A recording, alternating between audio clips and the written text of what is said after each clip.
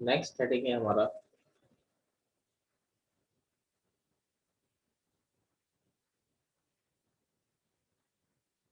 Numerically greatest term.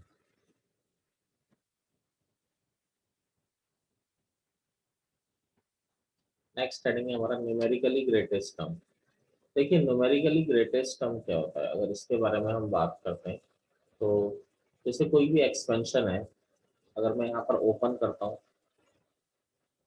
x plus a की power n। देखो numerically मतलब क्या होता है, 13 और -20 दोनों में बड़ा कौन है? 20, हाजी कौन ग्रेटर है? 13, लेकिन न्यूमेरिकली ग्रेटर कौन है? ये। 20। ठीक है ना, न्यूमेरिकली में साइन की इंपॉर्टेंस नहीं होती, न्यूमेरिकली में हम केवल मैग्नीट्यूड देखते हैं कि मैग्नीट्यूड किसका बड़ा है। ठीक है, तो वैसे कोई बोलता है ग्रेटेस्ट कौन है तो 13 है, लेकिन अगर कोई बोलता है न्यूमेरिकली ग्रेटेस्ट कौन है तो क्या है आपका 12। इसमें आपको ध्यान रखना है न्यूमेरिकली ग्रेटेस्ट कौन सा है। तो देखिए जैसे x प्लस ए की पावर n है, इसको हमने खोला n c zero x power n minus one plus n c one n c zero x power n plus n c one x की power n minus one a n c two x power n minus two a square. देखिए जैसे ये एक मैंने expansion खोल दिया N C N A की power n। अब हमसे कोई बोलता है कि इसमें न्यूमेरिकली ग्रेटेस्ट कौन है, हम नहीं बता सकते। कारण क्या है, ना तो हमें यहाँ पर n क्लियर है, ना ही x क्लियर है, ना a क्लियर है। तो x और a पर डिपेंड करता है कि न्यूमेरिकली ग्रेटेस्ट कौन सा है। ठीक है, तो हमें नहीं पता है तो हम नहीं बता सकते। जैसे मैं एक एग्जांपल ले रहा हूँ x प्लस ए की पावर 5। अगर हमें कोई बोलता है कि इसमें कौन ग्रेटर होगा तो उसको खोलूं अगर मैं तो x 5c0 x की पावर 5 5c1 x की power 4a 5c2 x cube a square 5c3 x square a cube plus 5c4 x a four plus 5c5 a की पावर 5। ठीक है, तो ये हमारे पास आ रहा है। तो इसको अगर मैं यहाँ पर x की वैल्यू अगर मान लीजिए 3 रख देता हूँ और y की वैल्यू 2 रख देता हूँ, x की वैल्यू 3 रख दी। अगर अभी कोई पूछता है न्यूमेरिकली ग्रेटेस्ट कौन है, हम नहीं बता सकते इसमें अभी, क्योंकि x और a हमें कंफर्म नहीं है। अगर मैंने x को 3 रख दिया और a को 2 रख दिया तो देखिए 5 से 0 तो 5 हो गया। अब ये 2 की पावर 5, 2 की पावर 5 कितना हो जाता, सॉरी 3 की पावर 5 कितना हो जाता है आपका, 3 की पावर 5 243। क्लियर है?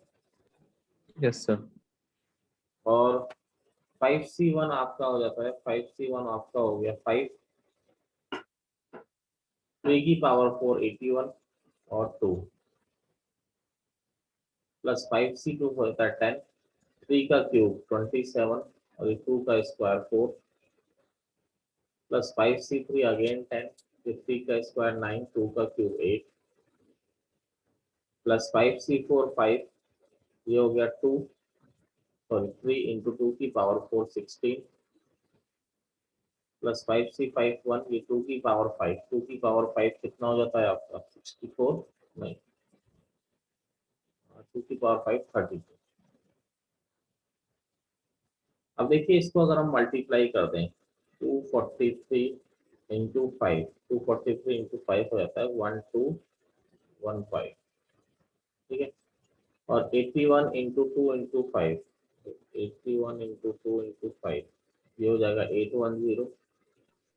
सर वो 5 into 243 कैसे? 1 आएगा, सॉरी 5301 होता है। तो ये हो गया 810। ये 10 इंटू 4 40 इंटू 27, तो 40 इंटू 27 की बात करते हैं तो 1080 प्लस ये हो जाएगा आपका 720।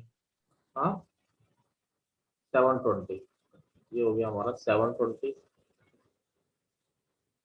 ये 5 इंटू 3 15, 15 इंटू 16 ये हो गया 240 प्लस का 32। यानी हम लोग एक बात क्लियरली देख पा रहे हैं कि भाई ये कैसा आ रहा है। यहाँ पर देखिए, मान लीजिए फर्स्ट टर्म, ये सेकंड टर्म, ये थर्ड टर्म, ये फोर्थ टर्म, ये फिफ्थ टर्म और ये सिक्स्थ टर्म। तो देखिए पहले टर्म बढ़ रही है, अपने हाईएस्ट पर एक बार पहुंच गया, फिर टर्म क्या हो गई, डिक्रीज होना चालू हो गई। क्लियर है? तो पहले टर्म इंक्रीज हो रही है, फिर एक बार टर्म अपने हाईएस्ट पर पहुंच गई, फिर टर्म क्या हो गई, डिक्रीज होना चालू हो गई। तो ये जो यहाँ पर आपको क्लियरली दिखाई दे रहा है, T4 क्या हो गया न्यूमेरिकली, सर T3 नहीं होगा?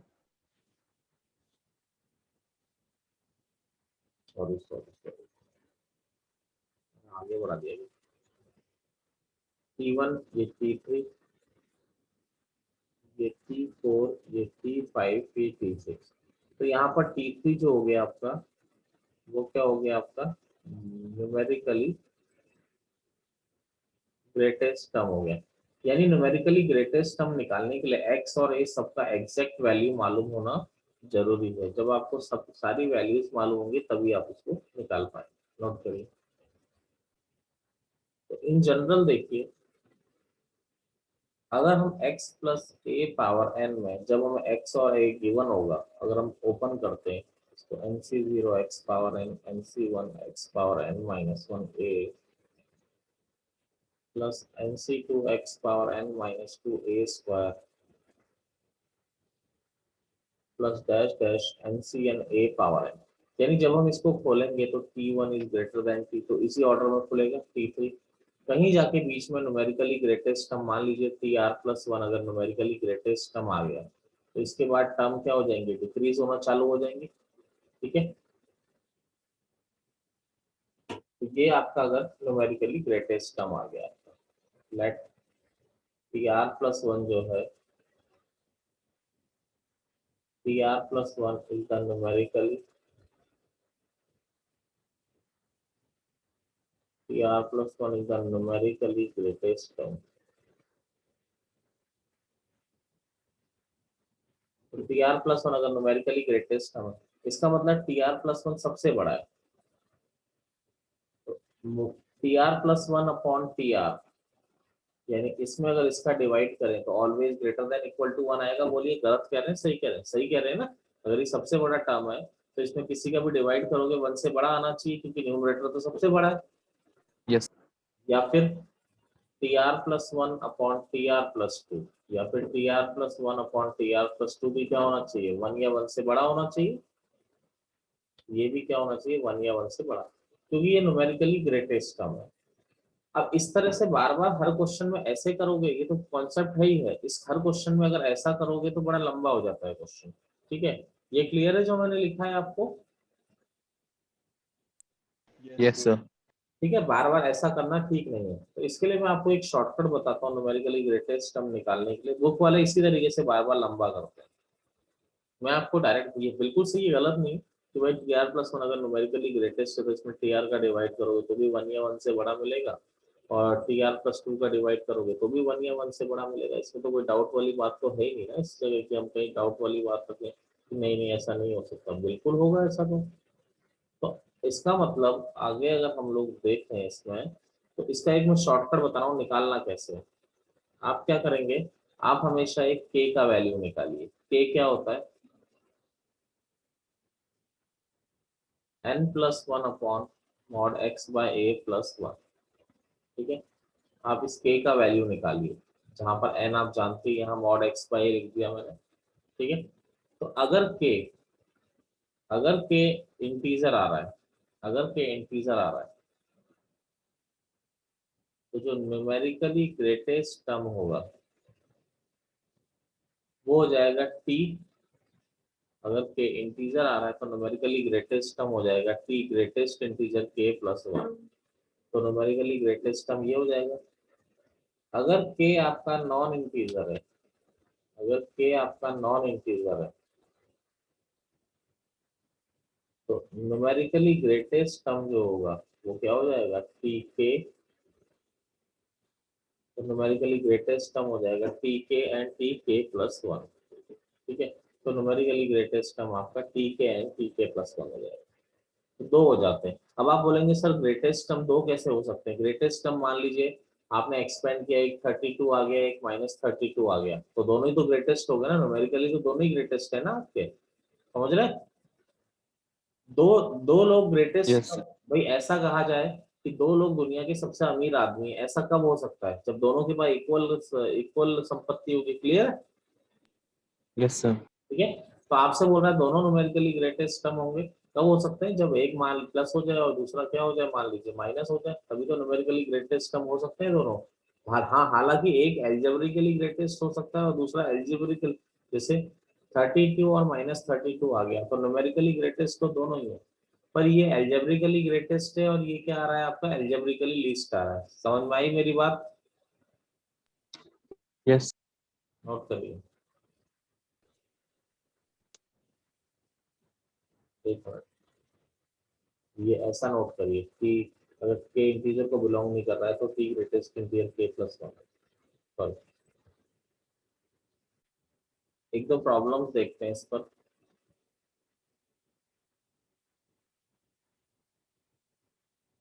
Find the greatest term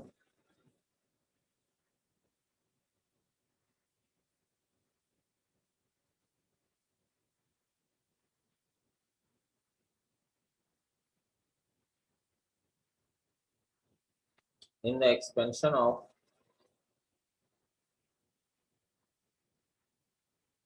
2 plus 3x whole power 9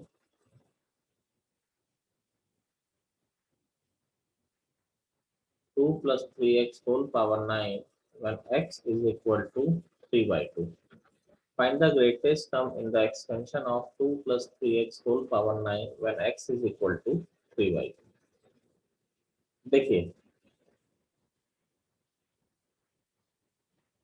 यहाँ पर कैसा दिखाई दे रहा है, x प्लस ए की पावर n, ठीक है, x2 है और a 3x है, ठीक है।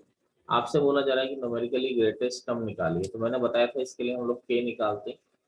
k का वैल्यू होता है n+1 अपॉन मॉड x/a+1। तो देखिए n तो कंपेयर किया 9 आ रहा है, मॉड x के प्लेस पे आ रहा है 2, x के प्लेस पे 2 आ रहा है, a के प्लेस पे 3x+1। तो देखिए 10 अपॉन ये 2/3, x कितना आ रहा है, x आ रहा है आपका 3/2, तो मॉड की जरूरत नहीं क्योंकि पॉजिटिव है। 10 अपॉन यहाँ पर क्या हो गया, 4/9 प्लस का 1, तो एलसीएम लिया तो यहाँ हो गया 90/13, ये हो गया। तो आपका ऑटोमेटिकली क्या आ गया यहाँ पर, 6 पॉइंट समथिंग आ गया। के का वैल्यू क्या आ रहा है, 6 पॉइंट समथिंग आ रहा है, 6.9 समथिंग, ठीक है। अब के का वैल्यू नॉन इंटीजर आ रहा है, अगर के नॉन इंटीजर होता है तो न्यूमेरिकली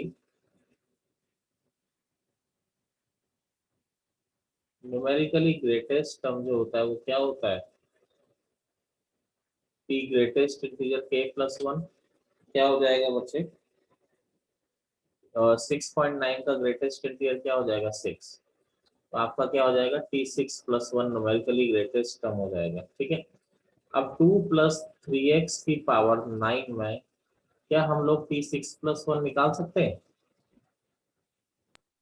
Yes.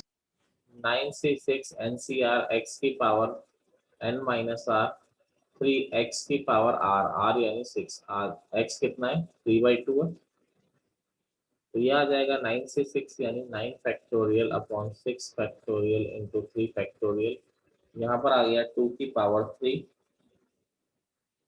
इंटू 3 इंटू 3 आ रहा है, ठीक है। तो ये 3 का स्क्वायर 3 हो जाएगा, 3 की पावर 12 अपॉन 2 की पावर 6। अब देखिए 2 की पावर 6 आ रहा है तो ये 3 टाइम कैंसिल हो जाएगा, थोड़ा सिंप्लीफाई कर रहे हैं, 9 8 7, 6 फैक्टोरियल से 6 फैक्टोरियल करिए, 3 इंटू 2, और यहाँ पर आ रहा है 3 की पावर 12 अपॉन 2 का क्यूब 8, 8 से 8 कैंसिल हो गया, ये 3 टाइम करिए, तो आ रहा है 7/2 इंटू 3 की पावर 30। ये क्या आ गया आपका, न्यूमेरिकली ग्रेटेस्ट टर्म आ गया। कोई प्रॉब्लम किसी को? देखिए find the numerically greatest term in the expansion of 4 - 3x whole power 7 where x is equal to 2/3। तो देखिए सबसे पहले वैल्यू निकालें, अगर हम लोग वैल्यू निकालनी पड़ेगी सबसे पहले के की, तो क्या होगा,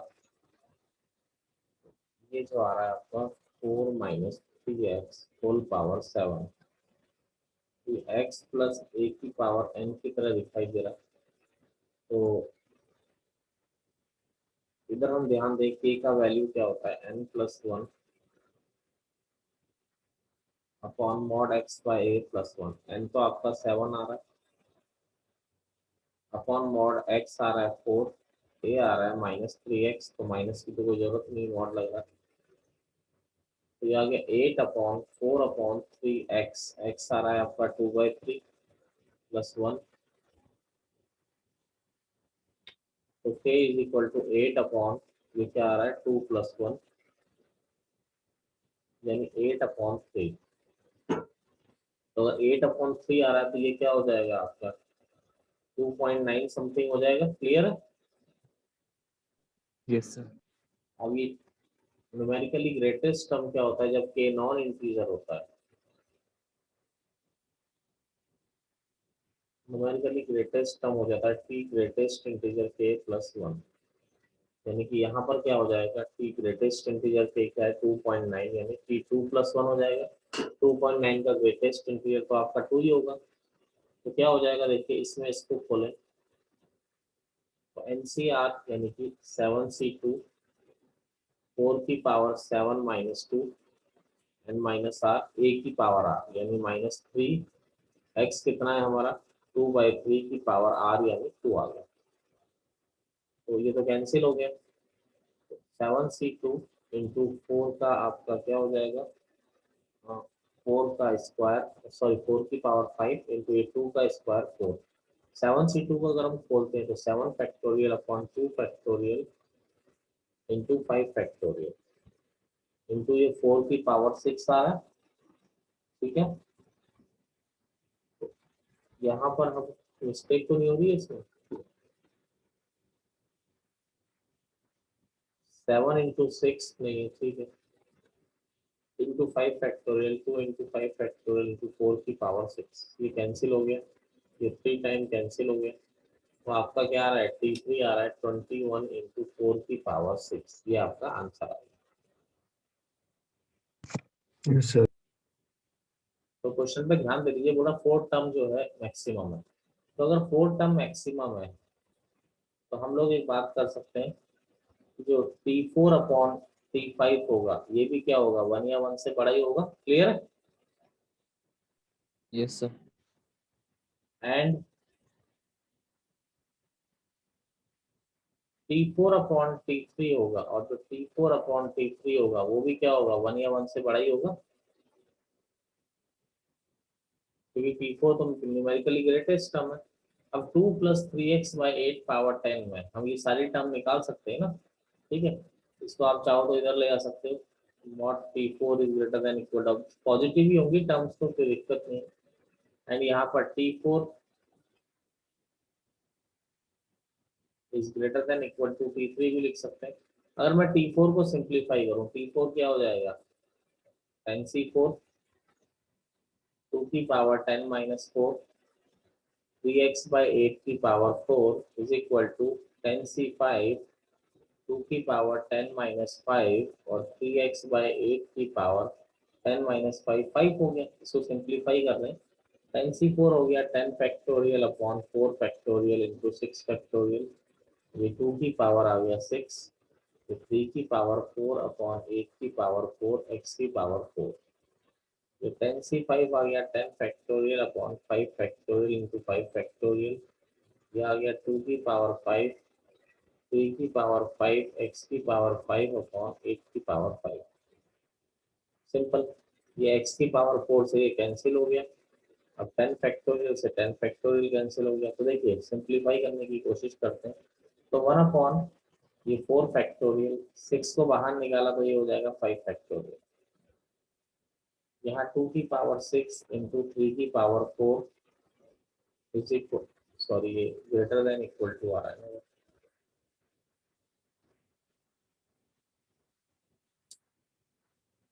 ठीक है। अब देखिए यहाँ पर अगर हम लोग बात करते हैं तो क्या हो जाएगा, 2 की पावर 5 3 की पावर 5 अपॉन यहाँ पर ये 5 फैक्टोरियल है, 5 बाहर निकाल लिया तो एक 4 फैक्टोरियल इंटू 5 फैक्टोरियल, तो इंटू एक्स।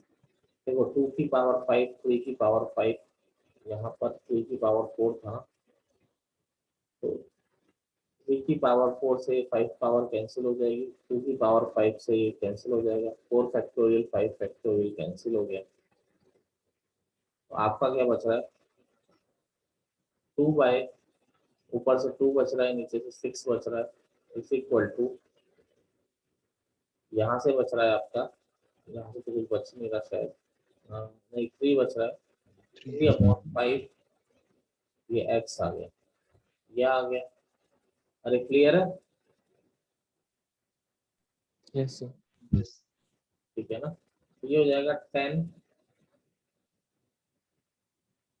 ये 3 टाइम कैंसिल हो गया, ये इधर चला गया, तो 5/9। कैलकुलेशन में तो कुछ गलत नहीं हुआ ना, सर डिनोमिनेटर में 8 भी है। 8 कहाँ पर आ रहा है, ओके ओके, 8 भी आ रहा है ना, 8 की पावर 5, 8 की पावर 5 भी और 8 की पावर 4 भी है। 8 की पावर 1 हो जाएगा। ओहो, 8 की पावर 1। पर 8 बच जाएगा ना, इधर 45 इस तरफ 8 बच रहा है ना, x20/9 आ रहा है। तो ये आपका क्या आ जाएगा, अब क्या आ जाएगा, 40/9, क्लियर है। सर। अभी तो ठीक है ना कैलकुलेशन, सर हाँ जी, सर Yes, आपने sir. Third second to third step में कैसे किया? सेकंड टू थर्ड स्टेप है इससे इसमें, नो सर, उसके मतलब उसके जस्ट ये इसको सिंप्लीफाई कर रहे हैं ना हम, T4 greater than equal to T5 को, सर, तो यहाँ पे T3+1 नहीं होता क्या ऐसे मतलब, और T4+1? सारे गलत हो गए, सही कह रहा है,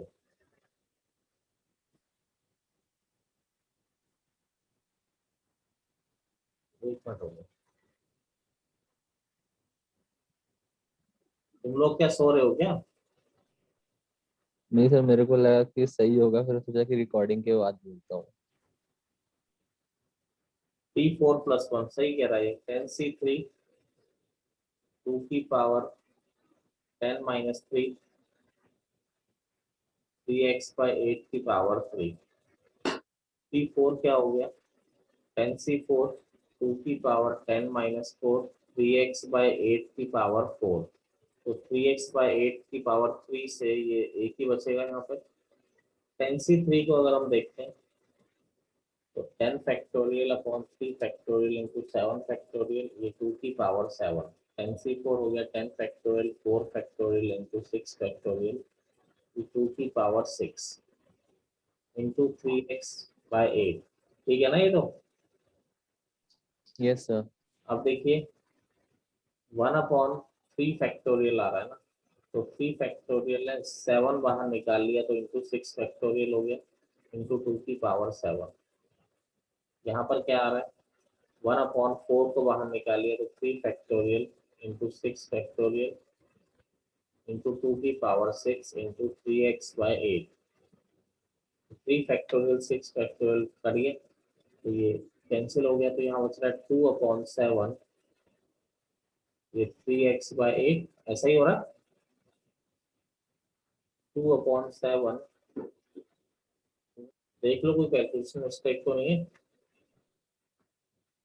सर 4 भी आएगा। कहाँ पे 3x/8 इंटू 3x/8, जैसे 4 बच रहा है ना, हाँ, तो ये हो गया 64/21, अब ठीक है, x is less than equal to 64/21, तो ये तो अब T4 greater than equal to T3 भी निकालना पड़ेगा हमको, ठीक है, अब T4 greater than equal to T3 यानी T3+1 greater than equal to T2+1, तो क्या हो गया 10C3 2 की पावर 10 - 3 और 3x/8 3x/8 की पावर 3 और ये हो जाएगा 10c2 2 की पावर 10 - 2 और 3x/8 का स्क्वायर। नोट करिए इतना कुछ करते। देखिए इसमें अब स्टार्ट करें तो ये 3x/स्क्वायर ये कैंसिल हो गया, 10c3 हो गया, 10 factorial upon 3 factorial into 7 factorial 2 की पावर 7 इंटू 3x/8 ये 10c2 हो गया, 10 factorial upon 2 factorial into 8 factorial into 2 की पावर 8। ठीक है, तो ये तो कैंसिल हो जाएगा।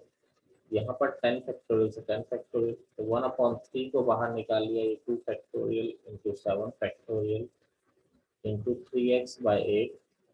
यहाँ पर हो गया 2 फैक्टोरियल इंटू 8 को बाहर निकाल लिया 7 फैक्टोरियल। 2 फैक्टोरियल 7 फैक्टोरियल कैंसिल हो गया, 3 से 3 कैंसिल हो गया। तो यहाँ पर क्या बच रहा है x/8 फिर 8 से 8 भी कट जाएगा। x/8 greater than equal to 1/8 यही आ रहा है। तेरी इनटू 2 भी आना है। Greater than equal to 2/8। यहाँ पर 2 आ रहा है। फिर वो देखो ना हमने ऐसे 2 रेज़ टू की पावर 8 8 से को कैंसिल काटा किया ना आपने, हाँ 2 की पावर 7 टू को। भी आएगा, सॉरी 2 भी आएगा। तो ये आ गया 8 से 8 कैंसिल हो गया, x is greater than equal to 2। देखिए आपका क्या आ रहा है x 2 या 2 से बड़ा और x इससे छोटा, तो इसका मतलब ओवरऑल रेंज क्या आ जाएगी 2 से ग्रेटर बट 64/21 से स्मॉलर। ये आपकी रेंज आ जाएगी। करेक्ट है।